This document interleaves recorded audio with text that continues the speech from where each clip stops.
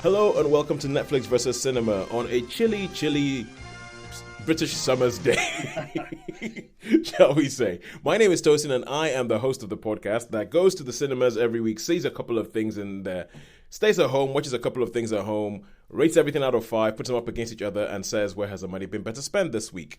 Joining me as always on the Isle of Wight are Sharon Bollen. Hello. And Shaun Harris. Oh yeah. And our London correspondent who is really beginning to live up to that title of London correspondent because next week she shall actually be going to see it to a press screening of a film for us in London. Ooh. It's Holly Nesling. Hello. Yes, you know when they talk about the lottery of the lottery of birth or the lottery of geography or everything like that. This is a proper geographical lottery. You're the one in London, therefore you got the tickets to go to a press screening. We like press screenings. I used to be years ago. I was lucky to go to press screenings, which they used to do late at night. Really? Yeah, with the ABC where Butch worked, where I got all the stuff from, and I used to go, and he would let me know about the press screenings where all the press would come. So I used to turn up to them sometimes. Oh yeah, for those of you who do not know, who maybe this might be the first time you're listening to us. So if you've ever seen the film Cinema Paradiso, Shaun was the young boy in Cinema Paradiso. I was that boy.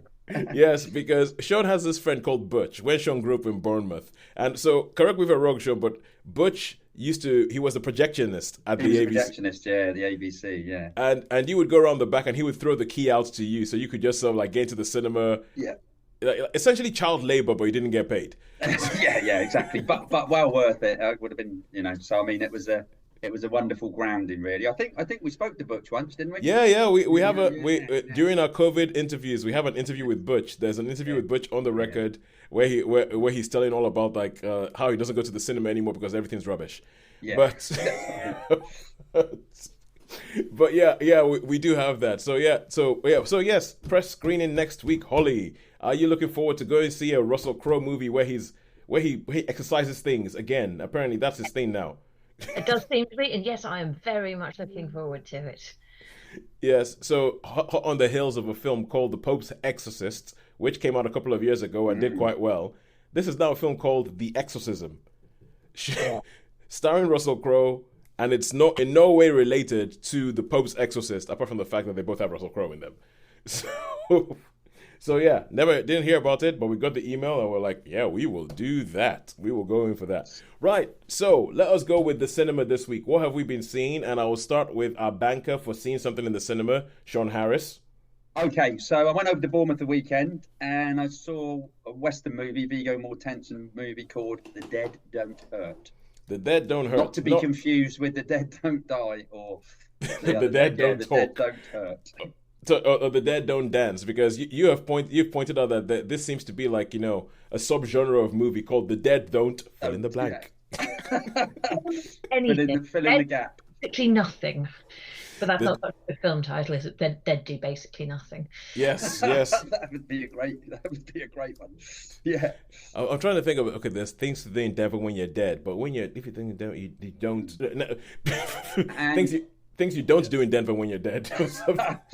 And the other film was a film called Watched, or I think the US title is The Watchers. So. Yep, The Watched that is the Shyamalan movie, but not the Shyamalan you're thinking of. His daughter.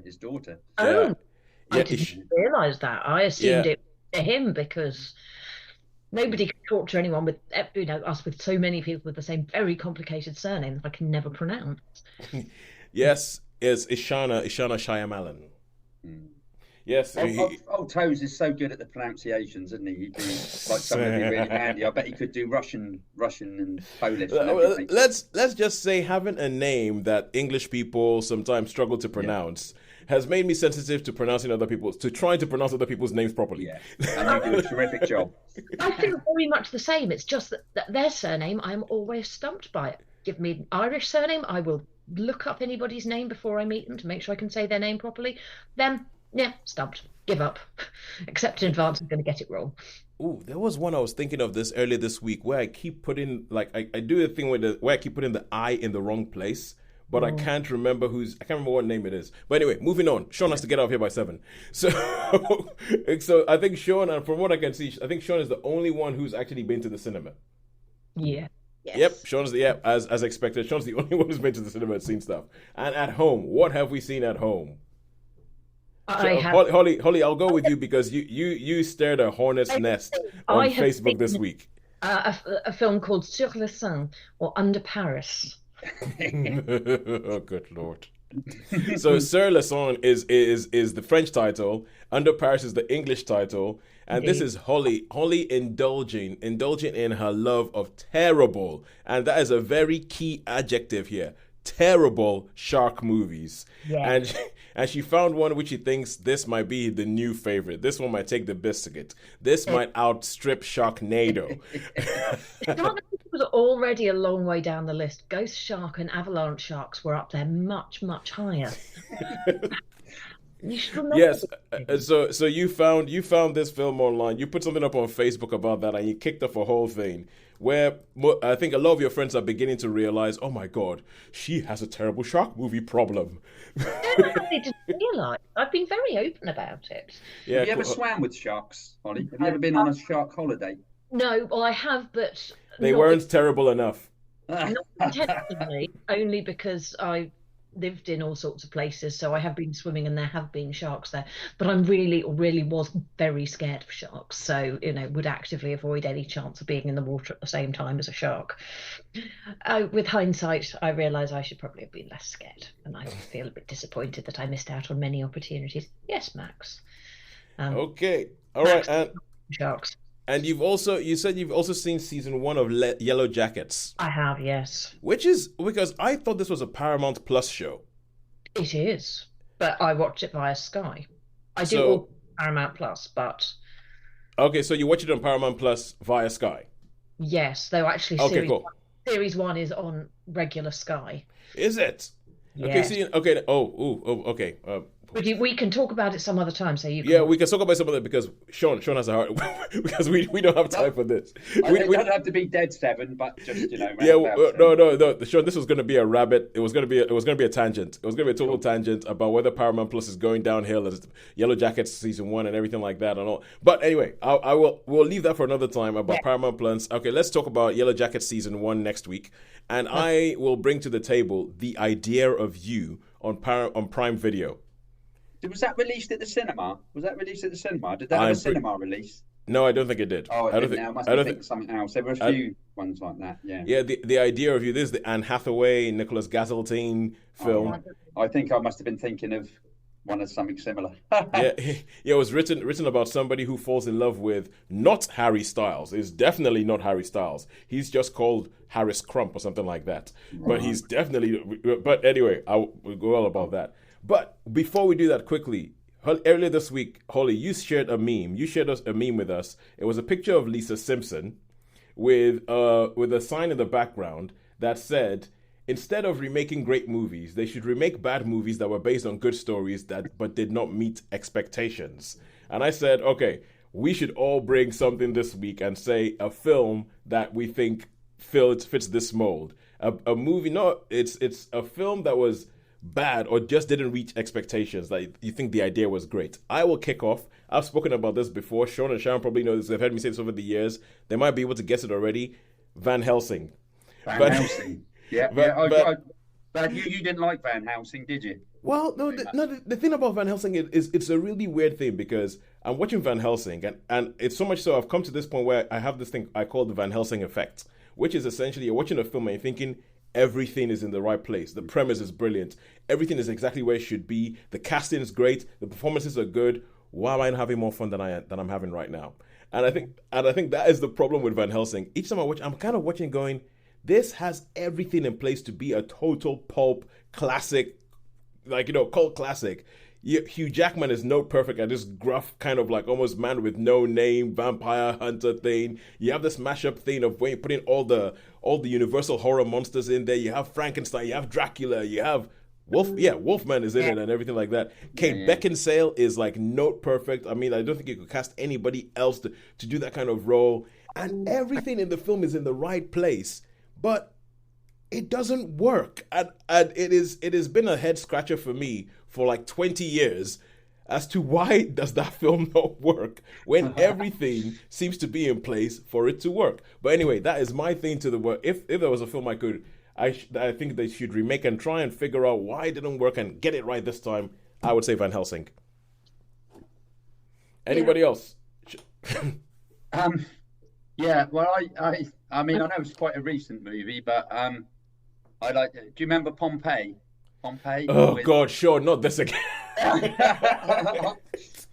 think I quite like his Roman scandal type things, but I think that could have been anyway. Yeah, no. Okay. But to answer your question, I think you're right. I think if we say like films that we should make that were based on good stories but did not meet expectations, 100% Pompeii is it's like a story, a sort of sort epic set in the last days of Pompeii when Mount Vesuvius is like erupting. Yeah, that is actually quite a good idea for a movie. But they biffed that one. That was yeah. And I mean, I think you were saying about Hugh Jackman was what's his name? Kit Harington was in 20. He was in 24 Oh hours. yeah, Kiefer Sutherland. Yeah, changed his accents like three different accents. Oh my! Oh, his accent is so bad in that film. It's so but bad. That could have been good. That could have been like a Spartacus movie. It could have been, yeah. Thing, But anyway, I would agree with that. Holly, Sharon, have you got anything to bring to the table? I do. It was just at the front of my mind, and I've complained about it before. What is it? Why is my Sharon? You think whilst you use words, I find all mine are basically sort of literary adaptations where they. Okay, we know exactly where you're going. They just mucked it up, and it's like, why take a book that is loved and then just monkey about with it? And so most of mine would be ones where they've taken a really excellent book and they've just monkeyed about too much. And so I've got a whole list of them, so I won't bore you with them. But yeah, I have got a whole list. Yes. One of your rants. One job to do: adapt that book. Don't monkey about with the story and add bits and take bits away and jiggle around with the order. Don't do it. Sharon, one of your rants on this is one of our most watched videos on YouTube. And I'll say it if you won't say it, I'll say it. Persuasion. You're talking about persuasion, and the only saving grace is that with Persuasion there are excellent adaptations of that exist before the Netflix one. The only saving grace there are some out there that you can go, actually, there's that. Yeah. Because I was thinking Pride and Prejudice with Keira Knightley. I absolutely hate it. Sharon, you pulled that from my mind. That was there just like 10 seconds ago. I was thinking, oh God, Pride and Prejudice. And I was going to interrupt. I'm going to interrupt now. So yeah, Pride and Prejudice with Keira Knightley. We have got the television version. So you think I'm allowed to hate the film because I have got the television with Colin Firth to fall back At least there's one that exists. Which is great. And I almost hate nearly every film adaptation of Jane Eyre, because it just doesn't fit neatly into like an hour and a half, 2 hours. So I have got television versions I can fall back on. So I'm allowed to hate the films, but because I've got something I can say, you know what? I've still got Timothy Dalton. I have got a whole list of them where they've adapted a book to a film. Maybe the format is just not right. Maybe it needs a miniseries. That's more what's happening nowadays. Yeah. My hatred is The Shining by Stanley Kubrick, which I think really let down the book. I've not read the book on that, okay. And they did a really good job with Doctor Sleep. It's not perfect, but they did a good job. There are things that would have been good if they had included in, and they did a good job of following on from the Kubrick film, but the Kubrick film wasn't good. There is a much better mini-series that was done. But yeah, the Kubrick film is expletive as far as I'm concerned. Okay. And completely misses out on what the book has. Okay, you see now, Holly, I am partial to a Stanley Kubrick is overrated argument as much as anybody else, but even I'm not going near that. Because the number of people that will come like, how dare you talk about The Shining? Never seen it, never read the book, but the way people there've been documentaries made about the people's love for The Shining, the Kubrick one. So, they're wrong. I badly done. I like it, but I'm not like the lovey of it. Like we're talking about underrated, overrated. To me, this is on what's really clever about the book. Right. lose out on it's a really layered book, and you don't get the layers, and it just turns it's. Okay, having not read or watched either of them, I feel like what they did is like the film has different layers because there's people who talk for like hours, and you can find loads of YouTube videos of people saying, "Oh, but if you look at this and if you look at that." But anyway, I'm gonna stop talking about things because Shaun needs to leave by 7. But they're just not as sophisticated. Yeah, you hear that? You heard it here first. Holly Nesling says Stanley Kubrick was dumb. So Definitely dumb. that's my Daily Mail. You're talking Daily Mail about. You headline. are just talking about The Shining, aren't you? You're not I am talking just. about I'm not. I'm not. Otherwise, you are treading on dodgy ground. I'm not a huge Kubrick lover, but I am specifically talking about The Shining. I'm not going to take a pot shot at all of his body of work because I haven't seen all of it. And I feel that would therefore be wrong. I haven't seen all of it, but I have to be honest with you. When I watch most Kubrick, I get this feeling like I've missed the point. Like there's a party I can understand that. Yeah, like there's a party that everybody was invited to, but I'm just in the wrong party. But anyway, let us carry on with films that we saw. That would be my point, that he has also missed the point. So and Stephen King didn't like it. So yeah. That is very well documented that Stephen King did not like Kubrick's adaptation of his book. Right, so let us carry on with films we've actually seen this week, and let's kick off with The Dead Don't. The Dead Don't Hurt. The Dead Don't Hurt. So Shaun, kick us and tell us about this Viggo Mortensen starring, directed, written film. Okay, so this film, it's a story about this girl called Vivienne, and some of the story is told in flashbacks. It starts off as like a typical Western would start off with some sort of action going on in a town where a lot of people get killed and someone wanders off. And then you get a little bit of a flashback to obviously 7 years wartime, where this young girl, she's a young girl, and her father is a Frenchman, and he goes off to fight the English and obviously doesn't come back. And she has these visions of a night, and her mother reads her books. She'd probably enjoy it. This would be a shame for her to read books about the Maid of New Orleans and all that, and she sees herself as like a strong girl growing up. And then you go present time, and you meet Viggo. She's sort of with Viggo. I forget the character's name. She's with Viggo, and they live in this like little cottage place, and they have a rather idyllic life. And then you keep going flashbacks to how they meet. They sort of meet, and she's being pursued by someone who's like a real art lover and like loads of money and that, but she falls for him. He's like a carpenter, an immigrant carpenter, and they go off to this place, and he becomes sheriff of the town. Anyway, but then the Civil War starts, and he decides to go off he fights for the Union. He goes off to fight in the Civil War. So this lady's left on her own, and you've got the nasty character that's sort of been pursuing her, the bad guy, should we say? Because in a Western, you always need a good and a bad guy. And he does some nasty stuff. Anyway, keeps going in flashbacks, what she thinks about. And then he returns from the Civil War. She's pregnant, and she tells a story that, she was sort of without her consent and all this sort of stuff. Okay. Yeah, sure. Maybe a bit too much story. Okay. So we're going to that. So anyway, and then it's sort of like, okay. Too much story maybe. So it goes on. You can imagine. So where it goes from then. So this is a film told in flashback, just the girl's story. She thinks she's the Maid of New Orleans. She's really, really strong character, really strong. She spurns advances from rich people and all stuff like that. So basically, it flits a bit back and forward, which could be a little bit confusing. I think I found it was a bit too much of that. Do you know what I mean? So it's a bit of a time jumping when she was young, and then it would go back to the present time, then it would go back to another bit when she was young, and some of the things she did with her mum and how much her mum loved her. And she's really into flowers, and she grows garden. Anyway, so that's basically the story. So I would say it's a love story, really, where, with a bit of redemption. He sort of regrets that he went away and comes back, and it's all gone.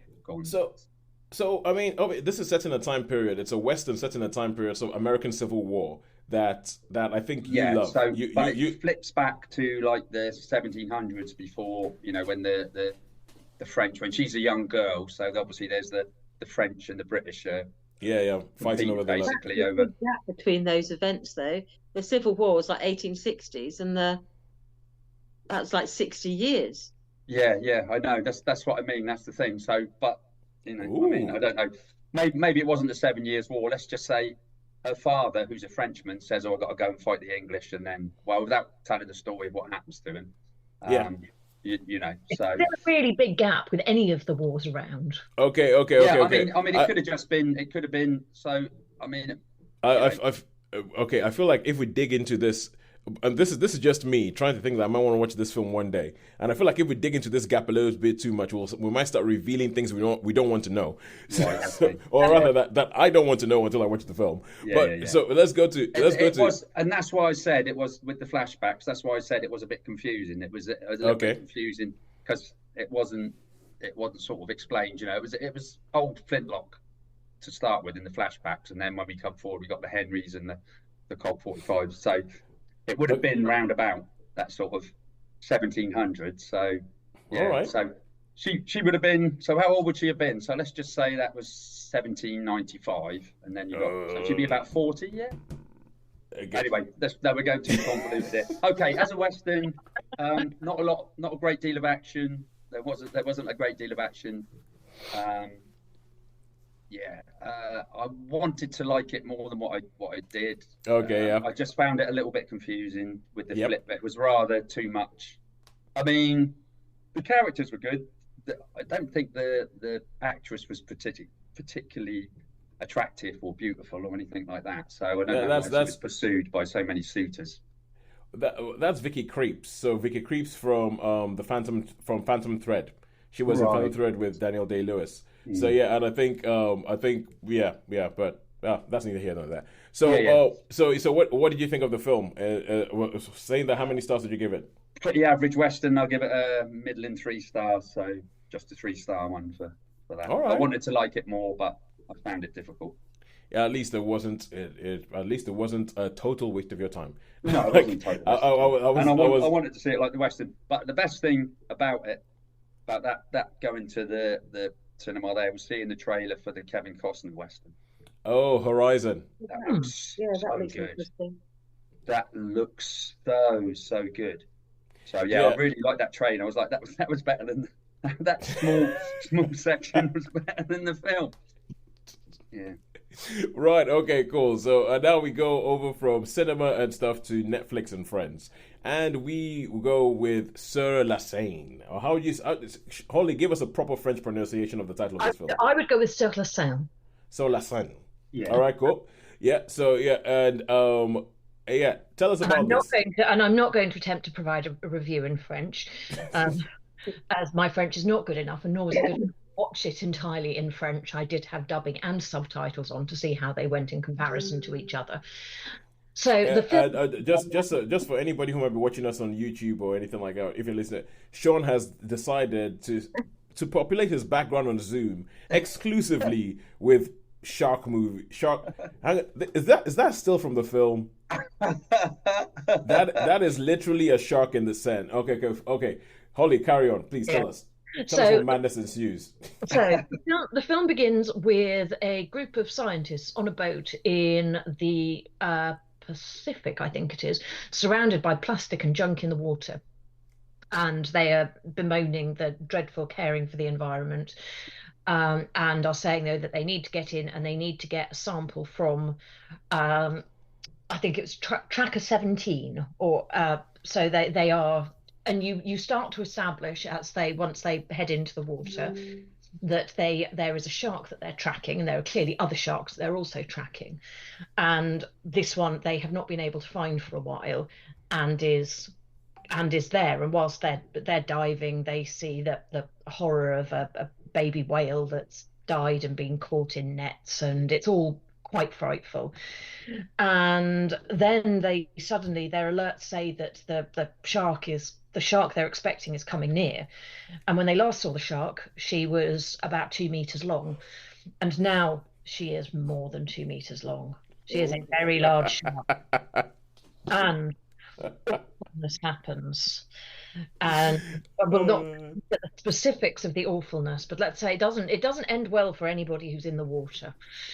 And lo, 3 years later, we find ourselves in Paris, and our lead scientist from the boat, whose name I have forgotten because, as we know, I remember the names of no characters. You joined the club, Holly. With dark hair, who's probably in her early 40s, is in Paris, not doing things involving sharks. And there are some young people locally who are very excited about, well, she's doing some stuff sort of to do with sharks. She's doing it within an aquarium. And it's all much more, land bound. And it becomes apparent that there are these young people who are environmental activists and are, desperately doing what they can to help protect sharks around the world. And they get in touch with our bereaved scientist and say, we have news, we know where the shark is, and they've named the shark, and I can't remember what the shark's called either. Decept. And she's a female name, and they say she's here, she's in Paris, and they say, well, don't be ridiculous. Of course, she's not in Paris. She's a shark. We don't have sharks in the Seine. And lo, unsurprisingly, it's possible it might turn out that she has in fact made it into the Seine.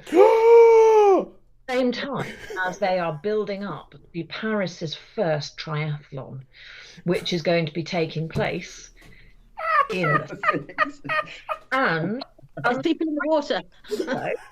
There is a mayor who doesn't want to close the river.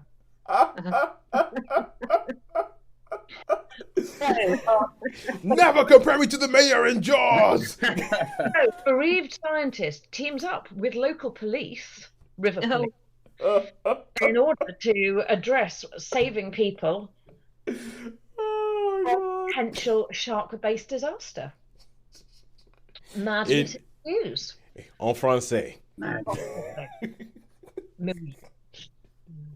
And okay, I have to say something, right? One of my favorite things in recent years is when you have a European take on an American trope-filled movie, done with half the money and everything like that. I just didn't realize that European film industries had gone around to focusing on a genre like terrible shark movies. So I just didn't realize that. Twice the passion, and then.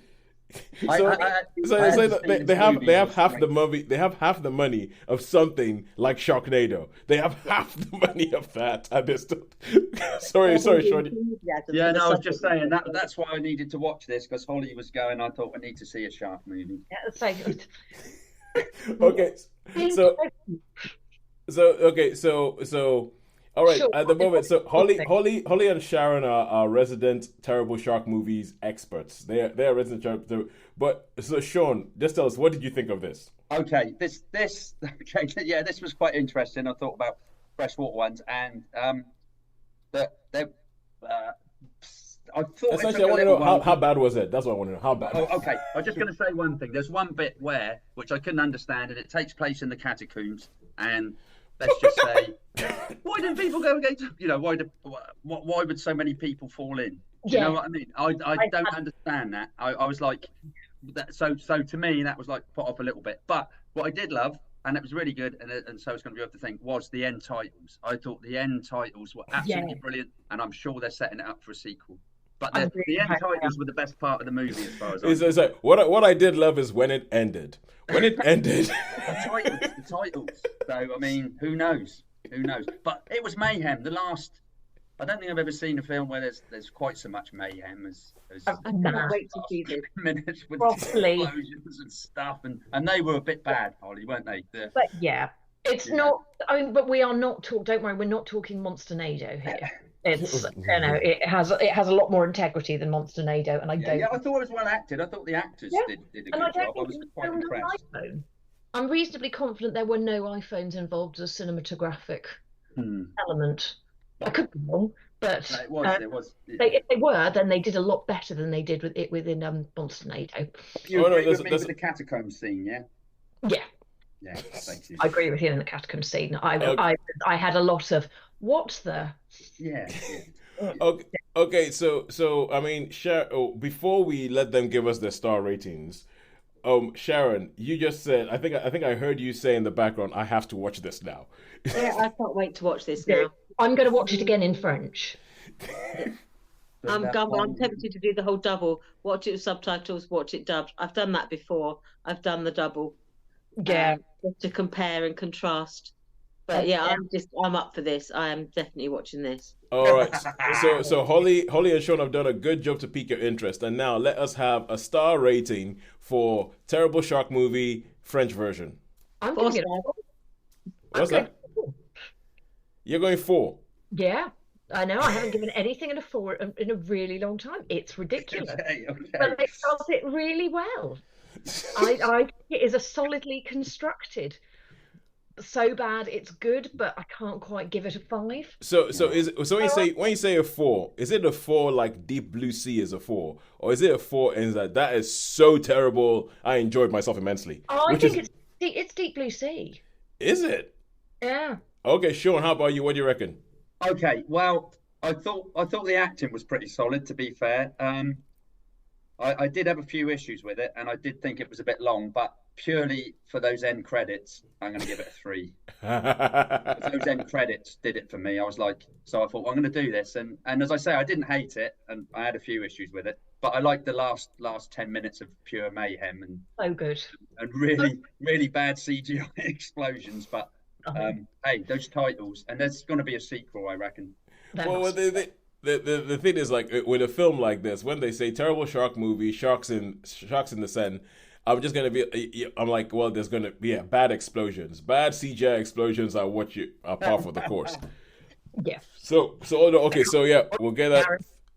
So 4 from Holly, 3 from Sean, for say it again, Sur la seine. Sur la seine. Sur la seine. So Under Paris. Okay, cool, good stuff. Or Under Paris and this you found this on where? Was this? I'm quite lucky that I can understand quite a lot of French, so yeah. So that's probably helped with the 3. So where was this one? Was this Netflix? On Netflix.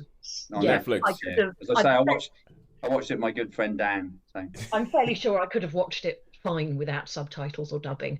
The language was I could too. I mean, it was subtitles once, but we it wasn't. I would have been able to watch, if I can watch a Chinese movie in China with no subtitles and understand it, or no dubbing, then this is one you could quite easily watch without. I'm picking up that. I'm picking that up. It's like, what's going on? We can figure it out. Yeah, we can figure it out. We can figure out shark, bite, chomp, blood. Okay, explosion. Got it. So, all right, now we go back to cinema. We're going to talk about The Watched. We're going to talk about The Watched. Yes. So this, from what this I know, is starring Dakota Fanning. Mm-hmm. Yeah, I got the right Dakota there. It's starring Dakota Fanning, and it is. Well, from the trailer, Sean, this just looks like she ends up in a sort of box that has like one wall that's mirrored, and there's people who come out into this forest somewhere and watch her, blah, blah, blah. And it seems like it's one of these sort of like puzzle, what's going on, and everything like that. There's a whole bit where there's like, what's that sound? It's applause, because apparently there's people who are standing outside on the other side of this mirror glass watching them. But, yeah. So based on Irish folklore, basically this girl, she's an American immigrant, lives in Ireland, and she's got to deliver a special bird to Belfast.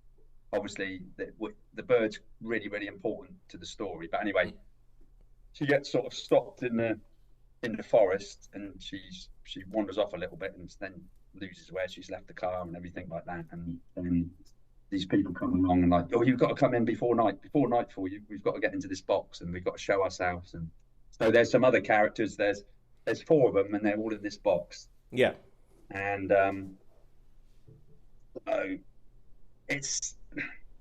And so what it's to do? It's like Irish folklore. There's these things called changelings, which probably Shaun would know a little bit more about. And what they're trying to do is the whole. I don't know if I can give away any spoilers. Yeah, or yeah. anything, The thing is, I know you're in a tricky spot because this is a Shyamalan movie. Yeah, which means that you've got to tread very carefully before you give away the whole film. Yeah, and make the film right. not worth watching. So anyway, there's these things that watch because they want to imitate, so they want to study so that they can, but they can only appear at night time, and they live in burrows, and they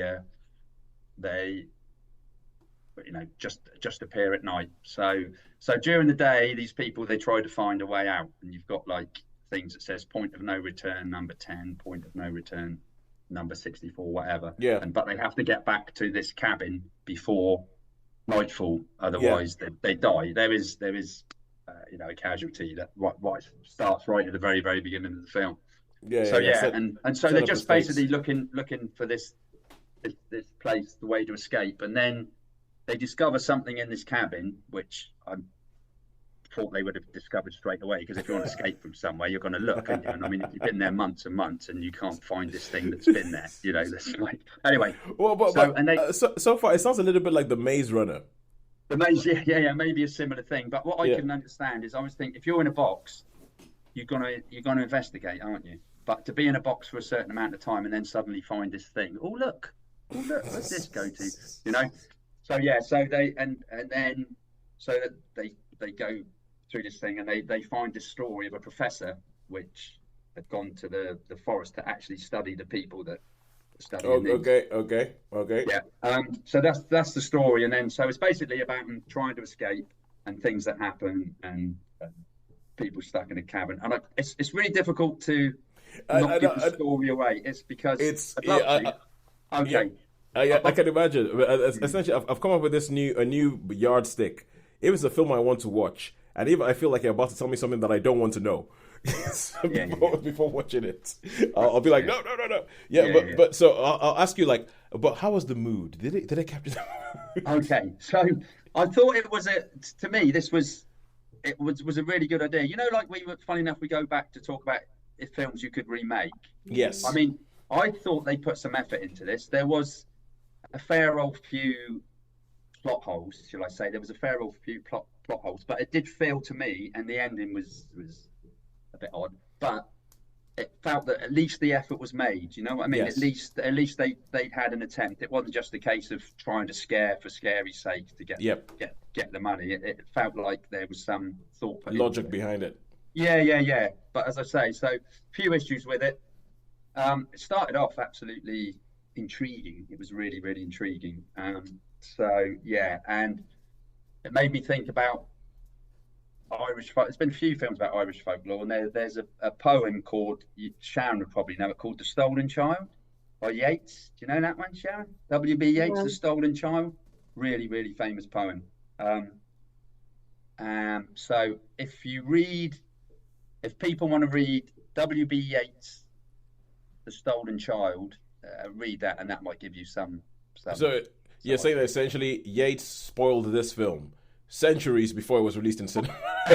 Possibly. Yeah. What a great analogy that is. Yeah. I to be fair, I mean, as I say, I had issues with it, but I didn't really hate it and huff and blow. And I think I got to say, I felt like there was some effort put into it. Mm-hmm. So this would be a 3. This would be a solid 3, I think. You know what I mean? Cool. I didn't hate it, and I thought it was a good effort. Cool. I will translate that as there is some promise. There's some promise from Ishana. Yeah. I think you can see her dad's influence quite a lot. Well, he's a producer. He's a producer on the film, and I actually listened to an interview with them this morning. From on the Empire Film podcast, where they were talking about it, and he actually directed some second unit stuff for her. Right. Okay. Yeah. So I think it's essentially, from what it sounds like she's had one of the best internships ever, because she grew up on his film sets, and then as she grew up on his film sets, she started getting given little jobs to do and everything like that, and she worked with him on Old, and now and so it sounds like she's had quite a. Schooling. Yeah, she's had quite a schooling, and more power to her. Mobadu on that. All right, and now we go back to Matchmakers and Friends, and this is Amazon Prime or Prime Video, whatever it is they're calling themselves now these days. And it is a film called The Idea of You. Now, this is a film that what most people tell you, thank you very much for the still, Shaun.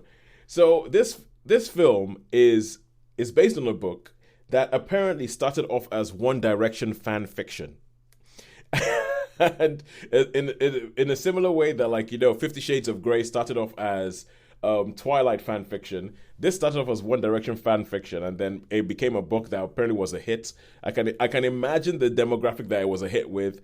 And this stars Anne Hathaway as a 40-something-year-old woman who is she is divorced. She has a teenage daughter, and there is this boy band called Ocean Drive or something like that. They have a really forgettable name. There's a boy band called that, and her husband or her ex-husband, who left her for a younger woman. Her ex-husband is kind of like one of these dads who's like, a rich banker guy, and he thinks any problem, just throw money at it. And she's kind of put upon because she's planning that the divorce has come through. She's going to drop her kids are going to go to Coachella. So her kid is going to go to Coachella with her friends. The dad has paid for the tickets and for backstage passes and everything like that. She drops the kids off with her ex-husband, and she's ready to go on her camping trip. And then he comes up and he goes, "Oh, sorry, there's a late thing that's come up and everything like that. Can you please tell me? You take them. And she takes the tickets. They go to Coachella. And while she's going backstage to use the toilet, because they have this pass into this area, into a backstage area where you can actually meet and greet the stars and everything like that. She goes to use the toilet, ends up using Harry Styles' toilet. Sorry, Harris Crump or whatever they call him's toilet.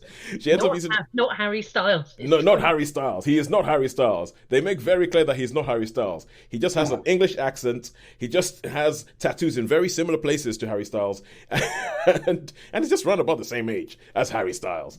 And he does. It's a kind of film where I feel that you know where everything is going to happen, so I don't feel like it's too much of a spoiler to say he just has tattoos in the same place as Harry Styles, has an English accent, sounds like Harry Styles, and at some point later in the film he goes upon a solo career and becomes the most successful member of the boy group, but he's not Harry Styles.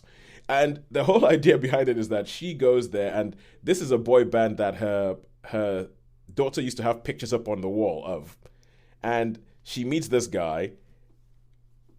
They get together. Let's put it that way. They get together, but she's 40, he's 24. She's 40, he's 24, and then the whole thing goes into this. It becomes a whole thing of, she's like, oh, but I can't really go out with you, because if I go out with you, what will my daughter think? What will people think? I'm like, like almost double your age and everything like that. He's like, I don't care, blah, blah, blah, blah. And then it goes into the whole thing where it breaks out and people realize that she's going out with this guy. The internet hate that gets thrown her way. Like, imagine if anybody starts going out with Harry. Also, Harry Styles has a history of dating older women, but never mind. I think Olivia Wilde, Caroline Flack. I mean, it's kind of like, but it's not Harry Styles. It's not Harry Styles, and it's essentially a romantic comedy. It's a romantic comedy, and all the beats of a romantic comedy are there. All the things that August Rush. That's the name of the band. August Rush. August Rush. I told you it was forgettable. Yeah, you've forgotten it already. And it's like, and so it's a romantic comedy. It's like a well-made romantic comedy that hits all the bits that you want romantic comedy. It's not going to challenge you too much. There is the bit where something comes up that challenges their love, and will they overcome it? And it's just that now that the themes are a little bit more grown up than you have in your average 20-something-year-olds in romantic comedy, because they're a little bit more grown up and all that. The ending of the film is quietly controversial.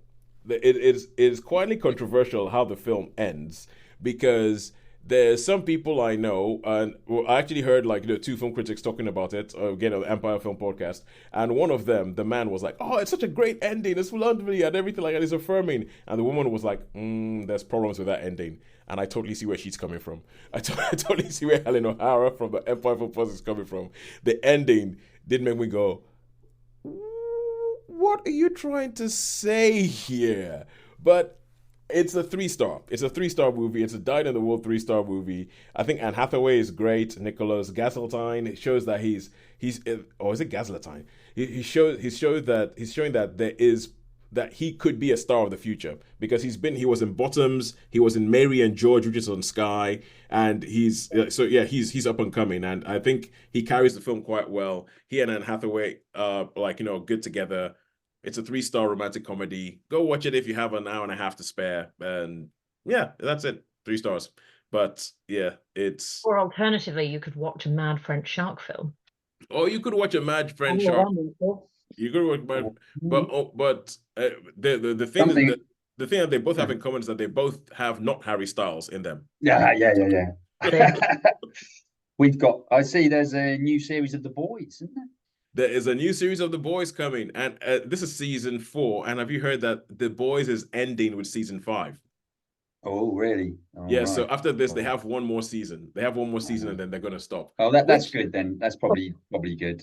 I think it's good because I have all the original novels that it was based on. The original graphic novels that The Boys is based on. I have them, and they're getting to the point where I think they've been clever to draw it out and go on also tangents and everything like that, but they're running out of stories because there's a very definite end game that they've hinted at in a combination of The Boys and Gen V. There's a very definite end game, and when it gets there, I don't see where the story goes after that. No, that's it. Cool. And I have watched a couple of episodes of The Ones That Live, so I hopefully have that for next week to give you a small.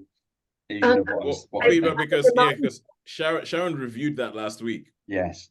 Yeah. So so I'm watched a couple. I'll say a quick reminder that Sunday night is series 2 of House of the Dragon. Yeah. I recently watched that again. Yeah. I knew it was coming. Yeah. Looking forward to that. Early Monday morning, I will be watching the first episode on Monday morning. I, on the other hand, have been watching, without watching the first half, I have started watching the second half of Bridgerton season 3. All right, cool. Yes, that has been. I think that dropped at the weekend or something like that. Oh, we better. There's our viewing sorted for the next week, Sharon. Yes, so because. My wife has been watching it, and she put it on and watched it over her shoulder, and all I would say is I am living for Lady Featherington. She is hilarious. Oh, right. Oh, that's good. Lady Featherington is hilarious. All right, cool. But anyway, now who do you think has won this week, Netflix or cinema? I think the 4's given it to the streaming service. Yeah, Netflix. Yeah. Yep. It is. Otherwise, it would have been a dead heat. But Holly got carried away with French Sharks. Holly wasn't so excited about French Sharks. So funny. All right, cool.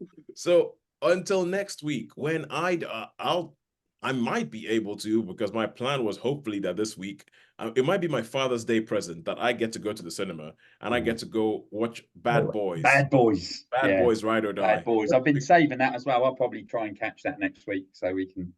Yeah. I mean, I've got to be totally honest with you. I was never like when Bad Boy come. I was like, but when I saw the last Bad Boys, which would have been 2, I guess, I really enjoyed that. I think they gave it a good review, didn't I? Yeah, we did. It was that was Bad Boys for Life. Bad Boys for Life. Bad Boys for Life was the third one in there because with his little car, I like that bit. He's got like a little whatever make it was just like a. Well, you mean the sidecar on the motorbike? I think the chemistry, Will Smith and Martin Lawrence, the chemistry together on screen is really, really good. It's really good. All right, cool. So until next week when we'll bring Bad Boys and something else, I'll go find some other TV or some other TV movie based on the life or based on a not character from a boy band. So there's got to be one about Boyzone. But until that time, it's a goodbye from me. That's a goodbye from me. Bye for me. Bye from me. Thank you very much for joining us, and we'll see you next week after Shaun has after Holly has gone to see what Russell Crowe has to do with an exorcism this time. Bye. Yeah.